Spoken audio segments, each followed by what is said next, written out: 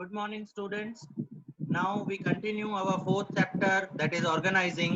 हमने fourth chapter उसी का स्टार्ट किया था लास्ट वीडियो में, और उसमें हमने ऑर्गेनाइजेशन का मीनिंग देखा था, डेफिनेशन डिस्कस किया था, हमने ऑर्गेनाइजेशन का कंसेप्ट उसके अंदर समझा था।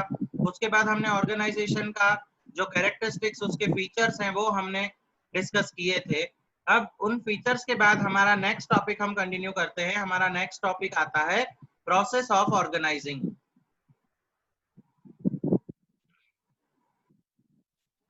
The process of organizing, इसके अंदर सबसे पहला हमारा जो स्टेप होता है प्रोसेस ऑफ ऑर्गेनाइजिंग का, तो फर्स्ट स्टेप हमारा आता है क्लैरिफिकेशन ऑफ ऑब्जेक्टिव। जैसे हमने ऑर्गेनाइजिंग में डिस्कस किया था कि ऑर्गेनाइजिंग जो है टोटली प्लानिंग पे डिपेंडेंट है, और प्लानिंग किस पे डिपेंडेंट होता है, हमारे टारगेट पे डिपेंडेंट होता है।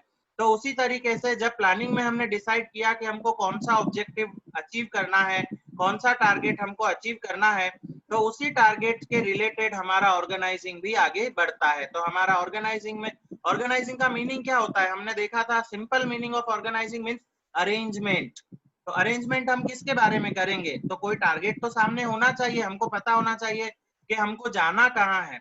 सपोज अगर हमको पता है कि हमको दिल्ली पहुंचना है, तो दिल्ली के लिए हमारे पास अलग अलग जो है मैं जाने के लिए वेज हैं।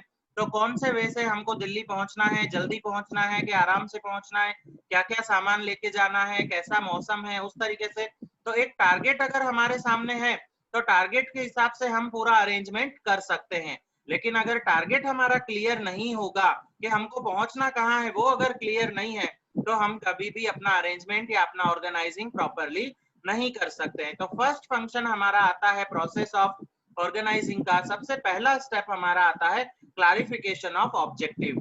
क्लैरिफिकेशन ऑफ ऑब्जेक्टिव मीन्स हमारे माइंड में टोटली जो है टारगेट क्लियर होना चाहिए, टारगेट से रिलेटेड किसी तरीके का कोई कंफ्यूजन हमारे माइंड में नहीं होना चाहिए।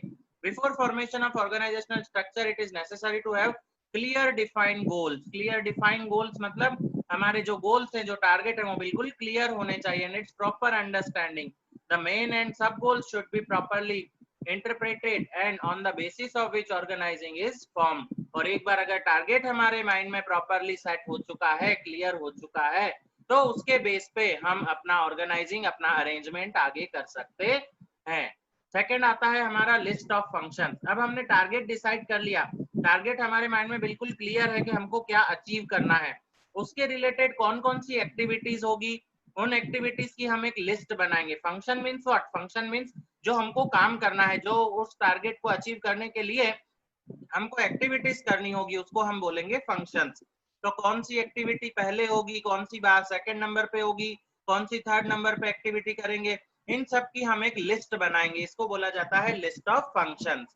After having clearly defined goals with the help of organizational structure, the list of work to be done is prepared.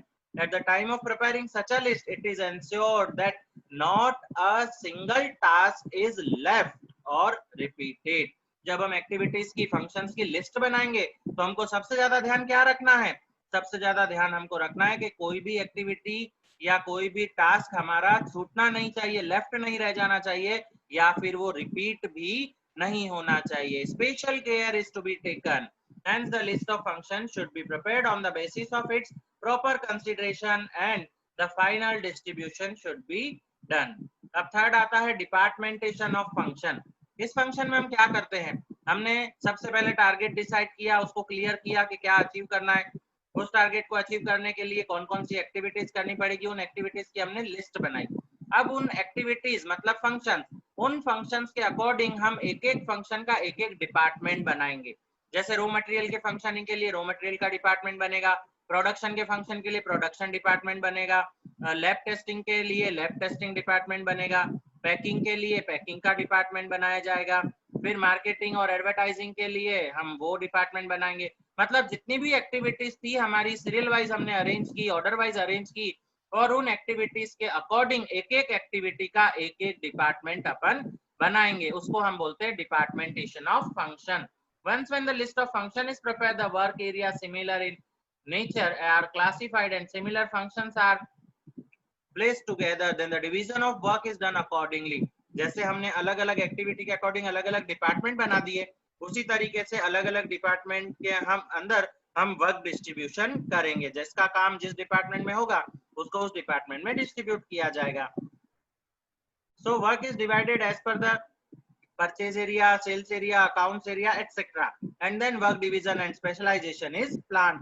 The division is planned according to the nature of unit, geographical area, work area, etc. For example, the division of business unit selling products in entire country, zone wise division of selling as per south, east, west, north zones. In the same way, work based distribution as per advertising task, packing task, distribution task, etc. In sales department is also considered at the time of division of work. एक एक department जो हमने बनाया उस department में भी जितने worker होंगे उन वर्कर्स में भी हम क्या करेंगे, वर्क को डिस्ट्रीब्यूट करेंगे। भाई जैसे एक डिपार्टमेंट में मान लो कि 20 वर्कर काम कर रहे हैं, तो 5 वर्कर को हमने कुछ और काम दिया, दूसरे 5 को कुछ और काम दिया, तीसरे 5 को हमने कुछ और काम दिया। इस तरीके से एक डिपार्टमेंट में भी हम जो है वर्कर्स के अंदर काम को डिस्ट्रीब्यूट कर देंगे। इसको हम बोलेंगे डिपार्टमेंटेशन ऑफ फंक्शन। फोर्थ आता है determine departmental position and abilities. अब हमने डिपार्टमेंट बना दिए, लेकिन उन डिपार्टमेंट का कोई हेड तो होना चाहिए, एचओडी तो होना चाहिए, हेड ऑफ डिपार्टमेंट, कोई मैनेजर तो चाहिए।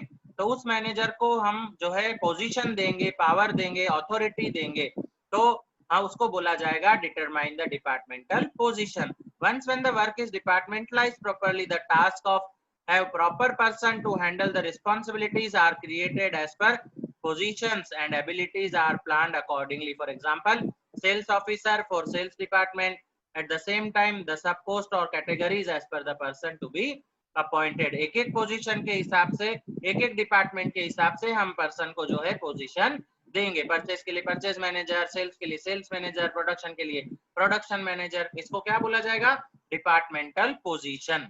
फिफ्थ अब स्टेप में हम पहुंचते हैं तो आता है delegation of power and responsibility. तो डेलीगेशन ऑफ पावर मतलब अथॉरिटी देना। हमने जब डिपार्टमेंट का उसको हेड बनाया तो पूरे डिपार्टमेंट की जिम्मेदारी उसको हमने दे दी। उस डिपार्टमेंट में अच्छा काम होगा तो भी क्रेडिट उसको मिलेगा, उसमें कुछ लॉस होगा, कुछ मिस्टेक्स होंगे तो भी आंसरेबल कौन होगा, मैनेजर होगा। तो मैनेजर को रिस्पॉन्सिबिलिटी तो दी, लेकिन साथ साथ में वो अपने वर्कर से काम करवा सके, ऑर्डर्स फॉलो करवा सके, उसके लिए उसको पोजीशन भी देना पड़ेगा। तो उसके लिए जितनी भी रिक्वायर्ड अथॉरिटीज और रिस्पॉन्सिबिलिटीज हैं वो उस पर्सन को हम डेलीगेट करेंगे। So divisional head, sub division heads and skill based heads are finalized, then all the heads should be given power and responsibilities so that they can perform their work well. In addition to that, clarification should be done of each person's post. और हर एक person की जो है पूरे unit में position clear होनी चाहिए कि परचेज मैनेजर है तो उसकी पोजीशन सबको पता होनी चाहिए पूरे डिपार्टमेंट में कि भाई ये परचेज डिपार्टमेंट का मैनेजर है, किसी तरीके का कोई कंफ्यूजन नहीं होना चाहिए। नेक्स्ट स्टेप में हम आगे बढ़ते हैं। तो नेक्स्ट स्टेप हमारा आता है sixth step, establishment of inter relationship. Inter relationship किसके बीच में होता है, तो इंटर रिलेशनशिप ओनर और वर्कर मतलब मैनेजर और एम्प्लॉयज के बीच में भी होता है, साथ साथ में पर्सन और उसका जो टास्क है, जो उसको काम दिया गया है, उसके बीच में भी रिलेशन होता है। दोनों का जब प्रॉपर कोऑर्डिनेशन होगा तो वो लोग काम अच्छी तरह से करेंगे, इफेक्टिवली करेंगे, लॉस नहीं होगा, वेस्टेज नहीं होगा और हमारा टारगेट इजीली हम अचीव कर सकेंगे। तो establishment of inter relationship after the proper distribution of work and delegation of power among different departmental personnel, the formation of interrelations should be made clear. With the help of departmentalization, the power and responsibilities are decentralized. Decentralized का मतलब क्या हुआ कि जो position और authority हमने दी थी, अब वो अथॉरिटी किसी एक ओनर के पास नहीं रही, उस अथॉरिटी का डिस्ट्रीब्यूशन हो गया।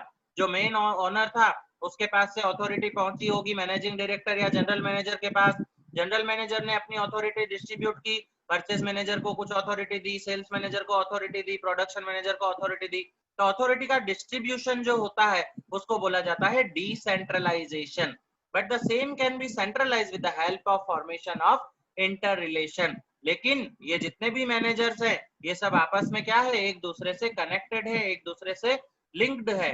तो ये अथॉरिटी अगर हम देखें तो ये डिसेंट्रलाइज तो हुई, लेकिन साथ साथ में वो एक जनरल मैनेजर के साथ कनेक्टेड है, तो वो अथॉरिटी सेंट्रलाइज भी हो गई। तो इसको हम बोलते हैं एस्टेब्लिशमेंट ऑफ इंटर रिलेशनशिप। फिर लास्ट स्टेप हमारा आता है सबसे लास्ट प्रोसेस ऑफ ऑर्गेनाइजिंग में, टू प्रिपेयर ऑर्गेनाइजेशनल चार्ट। सब काम हो जाने के बाद, सब कुछ फाइनलाइज हो जाने के बाद, एक बड़े से चार्ट के ऊपर पूरा जैसे एक मैप होता है, उस मैप के तरीके से जो है पिक्चराइज किया जाएगा कि कौन सा डिपार्टमेंट कहाँ पर है पूरे फैक्ट्री के यूनिट में, और उस डिपार्टमेंट का मैनेजर कौन है, उस डिपार्टमेंट में कितने वर्कर हैं, किसको हमने क्या काम दिया है, वो सारी डिटेल जो है एक चार्ट के ऊपर प्रिपेयर करके प्रेजेंट की जाती है। उस चार्ट को बोला जाता है prepare organizational chart. In order to enable the people to have perfect idea of each one's positions, a proper map should be prepared. Such a chart should be properly prepared and the same should be displayed on the notice board। और फिर इसको notice board पे place किया जाता है ताकि किसी भी पर्सन के माइंड में कोई भी डिफिकल्टी हो, कोई भी कंफ्यूजन हो, तो वो उस चार्ट को देख के अपनी कंफ्यूजन को क्लियर कर सकता है। तो ये था प्रोसेस ऑफ ऑर्गेनाइजिंग। सबसे पहले first step clarification objective, target clear होना चाहिए। सेकेंड स्टेप में क्या था, लिस्ट ऑफ फंक्शन, एक्टिविटीज कौन कौन सी करनी है उसकी लिस्ट बनाओ। थर्ड पोस्ट में क्या था कि एक्टिविटीज के अकॉर्डिंग डिपार्टमेंट्स बनाने हैं, डिपार्टमेंटेशन। फोर्थ में क्या था, डिपार्टमेंटल पोजीशन, एक एक डिपार्टमेंट में एक एक हेड रखो, मैनेजर रखो। फिफ्थ क्या आया था, फिफ्थ में हमने देखा था delegation of power and responsibility.